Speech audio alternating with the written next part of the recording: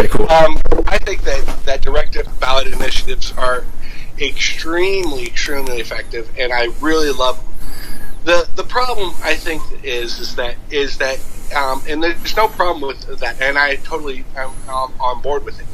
But there's a lot of great ideas out there, a lot of great plans out there that don't start as a popular idea. Yeah. And it takes people advocating for it and just beating the drum to get any kind of movement on it.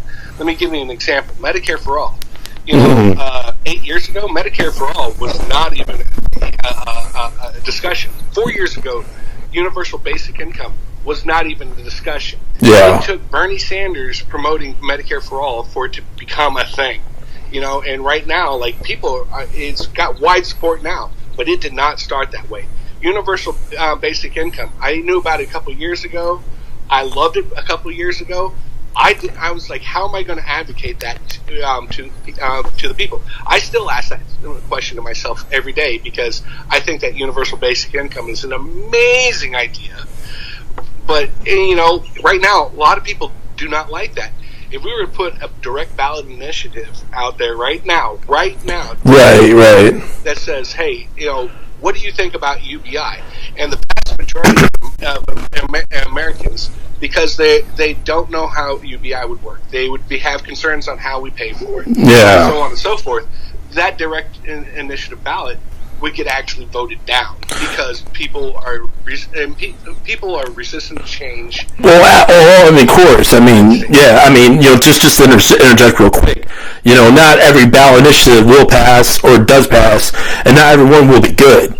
But that's why we have checks and balances, of course. But that. Yeah, go ahead. In the UK, have such a thing. It's that you can petition. Cool. And sign petitions officially for things to be debated in Parliament. And if 100,000 people sign said petition, it must be considered for debate in Parliament. Nice. And it is useful in that it can put forward, things of interest to the public that they want, but the Parliament, which is essentially our Congress, can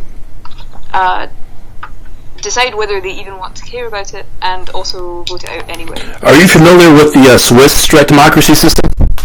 Yes. I think there are pros and cons to it. It's not perfect. Yeah. It's actually better than what the UK and the US have going on right now. Yeah. Oh, for sure. Switzerland's a funny place, though. It's very odd. It's always been and somewhat conservative leaning at the same time. Yeah. It's unusual. I don't know if the Swiss system could be implemented well elsewhere.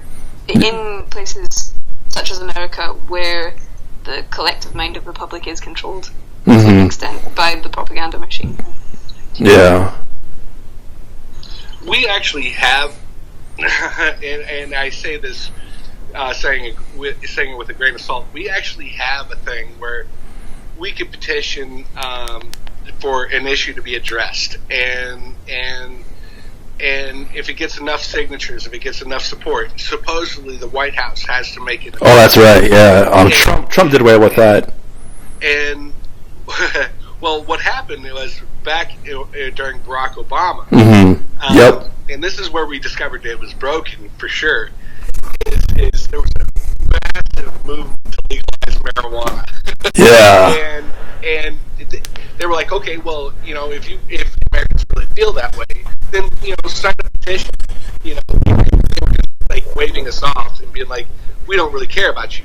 Well, that massive movement put up so many signatures that in theory it was supposed to be actually addressed, but they completely dismissed it out of hand. They're like, oh, that's not a good idea. Right. And I mean, we've had a supposedly a progressive president, and now Joe Biden. There's a massive push.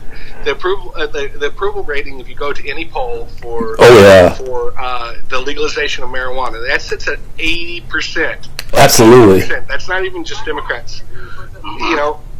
Old people, young people, conservative people, liberal people, everybody. They're like, just legalize it already. Well, and it's not, because pharma doesn't want it legalized. Yeah. The voices are being so suppressed by money right now because money is considered free speech, the farmers just putting money into the pocket and saying, nope, we don't want marijuana legalized, because it could address so many. Oh yeah, so many core root issues. And then my last question for you, sir.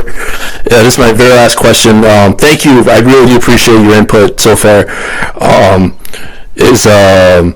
you don't mind if I tag you like in a tweet saying, all right, cool.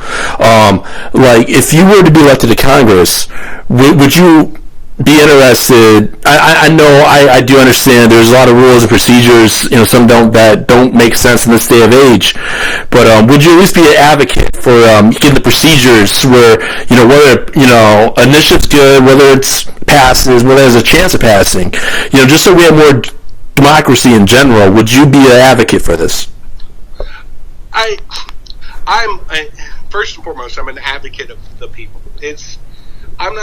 I think the government is largely dysfunctional right now because a lot of these rules and procedures and so on and so forth are bad. Like I could start listing them off. Not least of which is we need term limits, for example. Yeah.